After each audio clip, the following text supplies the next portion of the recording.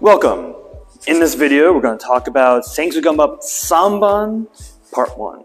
Usual disclaimer, I'm wearing this uniform because although the form is canonical, the interpretations are not.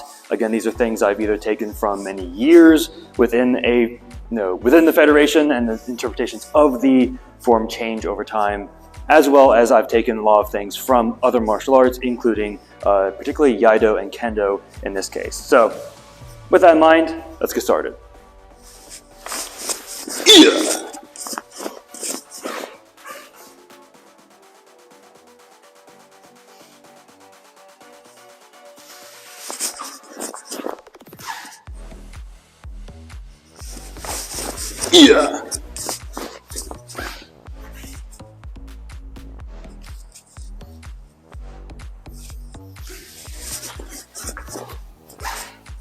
So let's break it down, right? So our first move is going straight into a block, which is a different thing that we've been doing so far. If you remember, in our first two forms, we're drawing with a crosscut with the intent to get space, and then we go back into a defense, and then actually start the combat from there.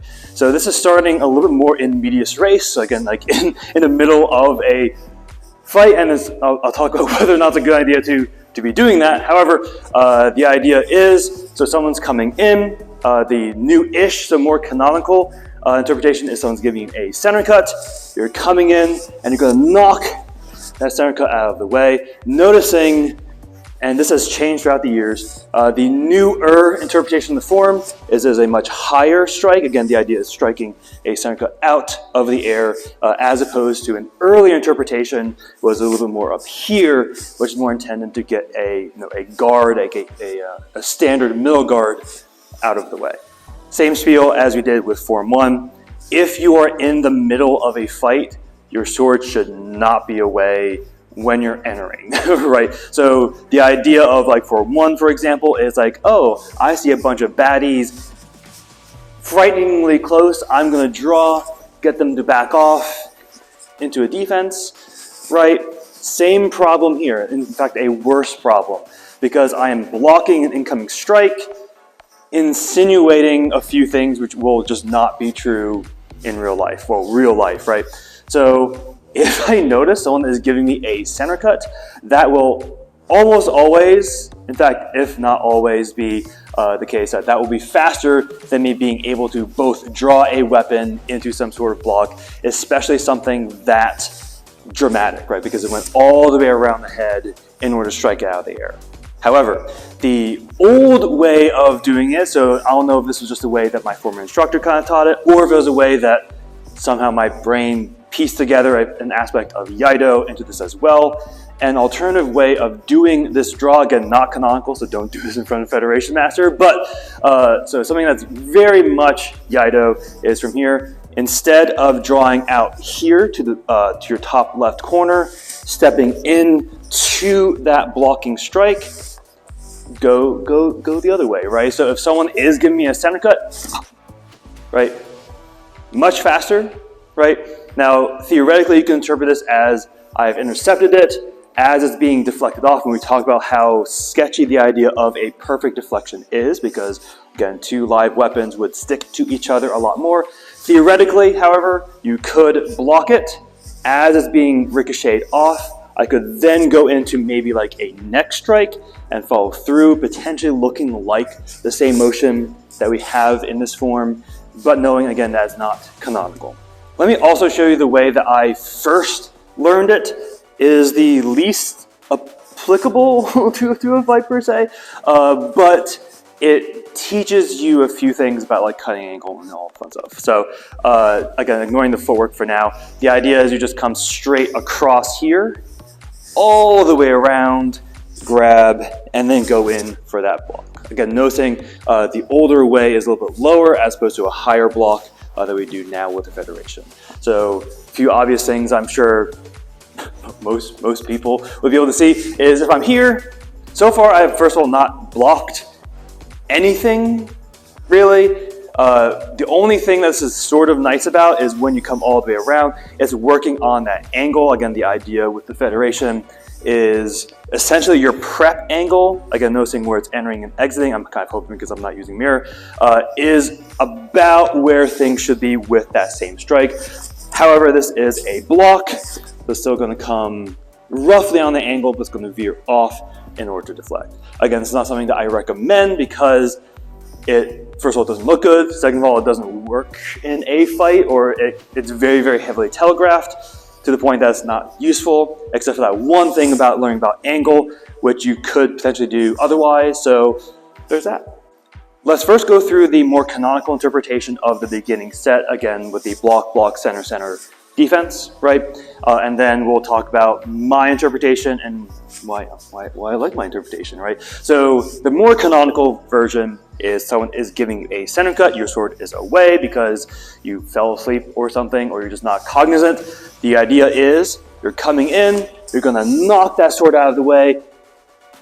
Unclear, but potentially they give you another center cut, you knock that out of the way, noticing with the new Federation you're here, all the way around, here, to again strike that out of the air again, sliding forward with our center cut, sliding back with our center cut, potentially striking them twice, I guess in the head twice, and then going back into a defense. So the interpretation of the beginning is a little bit vague just because just the way it's usually taught, right, is like, okay, here's a form. If you ask a question, you might get an answer. But that's my current understanding of what the canonical interpretation of this beginning is. Now for the spicy stuff, right? So what I personally like about this is, so form 1 is about like the true fundamentals, being able to move with a weapon, be able to use your glute in order to get a little more power with your movement, getting used to the handle of a sword, getting used to a center cut, again, introducing all these really fundamental things.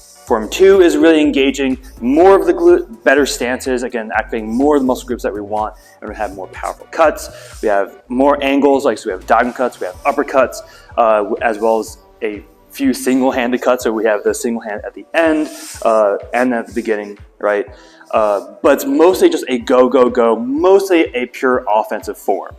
Form 3 is actually one of my more favorites, right? Because it introduces the idea of you're actually fighting someone who is about your level of understanding or like 1 or 2 belts below, right? So my general assumption with forms is you're fighting someone of your own current power, right?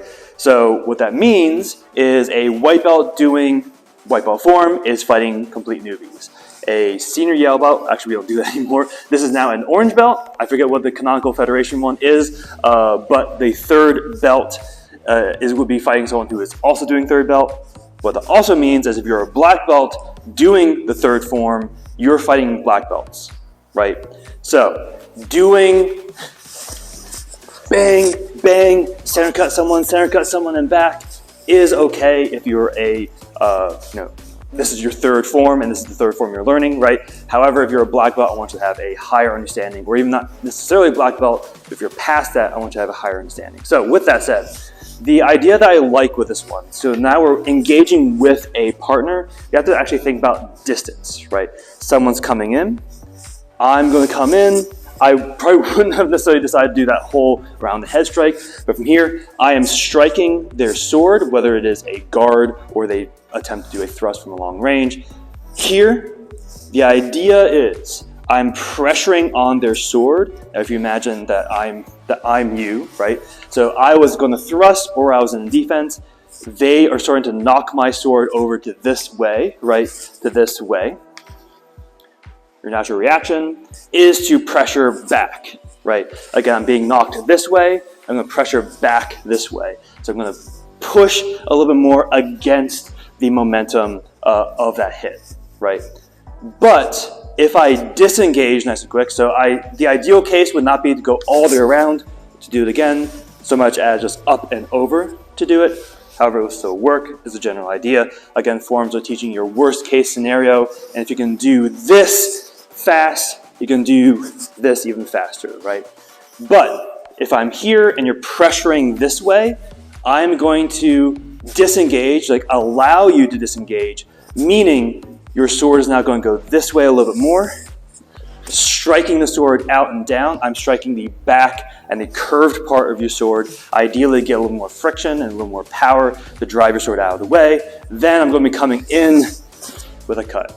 Now, that could be aiming for your wrist. I'm probably going to try to hit your head, right? Now, just because of the geometry of it and the fact that I'm only doing a single slide forward, most likely it's going to be slightly out of range, but I could maybe get... We'll find out later. And now is later, right? So the idea is they're coming in, they'll be striking, most likely they'll be striking lower in the body, and I could probably follow through with a thrust. If you're familiar with HEMA, that's a very common technique of striking and following through with a thrust. But another alternative is I could be striking your wrist. Again, if I was the one who was aggressing, you just hit my sword off to the side, I'm pressuring back, you've released, I'm following through. If I'm smart, I'm not going to go all the way this way. However, if I'm following through a little bit, you're going to strike my sword down and out of the way. This is a beautiful place to be striking. So you could slide in with a strike here, you can slide in with a strike to my head. So the idea here, pressure, striking the sword, hitting the person ideally. Now, it would be really silly for me just to slide back and assume that I'm just striking them again, unless they were doing head wrist, kind of like the opposite of the kote men, so that'd be men kote if you're familiar with kendo. What I like to interpret that second center cut, there we go, is you're getting your distance back, right? So I've engaged, I'm now in a bind with you, I'm going to disengage, strike your sword out of the way, aim for a strike, whether that is the wrist, torso, or head, get back my distance, and then now I'm going to slide back in to reclaim a distance from a good fighting position. Although I introduced this idea with Form 1, with the idea of you could potentially be striking the wrist, the head, and maybe just a follow through or just a, for good measure, third strike, right? This is a much clearer example of that clear double strike here, where you could be aiming wrist, head, wrist, or target clear. I personally like the idea of target clear because that gives you more of a sense of protection, and you're going to get into that fighting guard again. Let's ignore the sword work for now. So taking a look at the footwork, right? So we're here and we drew. We're going to be in. You can twist your hips a little bit to get a little more oomph. Twist your hips a little bit more to get a little more oomph. Slide forward, slide forward. This next part is oddly very good, right? I know it's one of those things that when you look at it and the first time you learn, it might be like, okay, 2 forward, 1 back, strike, hit, 1 back, 1 left, fun, right? However, the timing of this is a little bit different. So yes, knowing it's going to be 2 forward, 1 back. Let's take a look. So we just did our center cut. Center cut, it's fast. Get back in defense. A very, very slow, controlled forward. Now, this footwork is a lot more canonical federation. The idea is, so unlike a lot of traditional Japanese styles, this is going to start heel and roll forward. The idea of that, so the one reason, again, this part's not canonical, like my justification for it's not necessarily canonical, but the idea is with a lot of Japanese styles where you always just slide, right, on the balls of your feet, that assumes you're on a very steady level ground, which if you ever try to do kendo or iaido on like a grassy patch, for example, it's the worst, right? Worst is a little bit of a strong word, but the idea of using your heel first and rolling forward, this can give you a little bit more of a, I'm trying to think of a nice way to describe this, but like a little bit of an acceleration, a controlled acceleration, being able to move forward. Now, because heels first, it doesn't give you a lot of control if I need to back out again. It does give you a little bit more of a control with rocking your weight and transferring your weight forward, right? It's a lot more of a gentle motion as opposed to a slide, which is a lot more about zero or all or nothing, right? But, so we just slid back, fast. Noticing I was mostly involved with my foot for that one, but you don't need to be. Again, nice and slow. Here, pushing forward, forward, forward, forward, forward. This next part is oddly interesting, right? So you go back, again, on the ball of the foot, not on the heel, slide back. Once my footwork, once this back, leading foot, sorry, my front foot, my leading foot would be this one because it moved first, my lagging foot. Once my lagging foot hits that position where it should be for our walking stance, I'm going to shift into my attack, right? So I'm here, I'm sliding in. Once it hits its position, 1, 2, and then again, a nice quick back. I don't think this angle is going to help, but I'll give you the same explanation, right? So again, we just 1, 2, forward, forward, quick, slow, slow, and as it hits the mark, pop, pop, and back. So, why?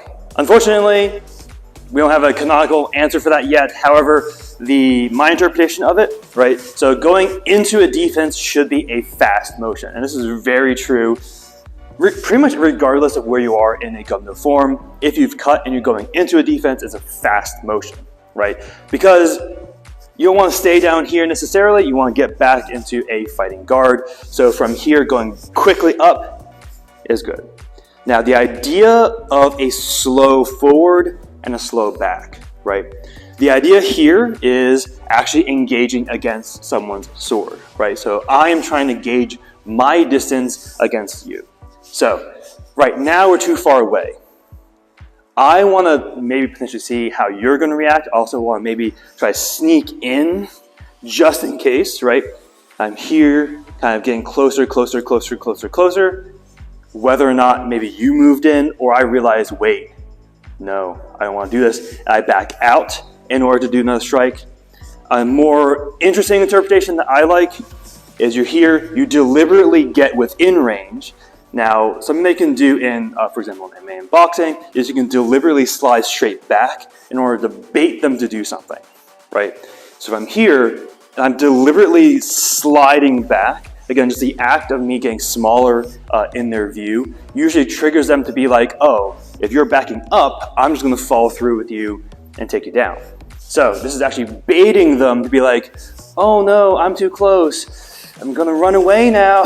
You're going to be kind of baiting them in. And the moment that you see them either do something, for example, a thrust or going for a center cut, or you're just now in a good position to strike, so really any of those triggers, once you've engaged that, then you're striking the sword out of the way and engaging with that center cut. Ideally, again, hitting something good. Ideally like the head or the chest, or you can still hit their wrist. I'm a wrist sniper when I'm sparring, so I like to aim for these. But you can strike, you can make quickly back into a defense. We're going to talk about the other steps in the next video. But that's a running interpretation so far.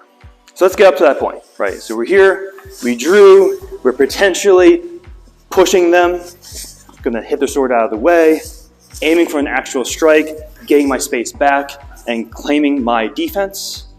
I'm going to deliberately get closer, closer, closer, closer.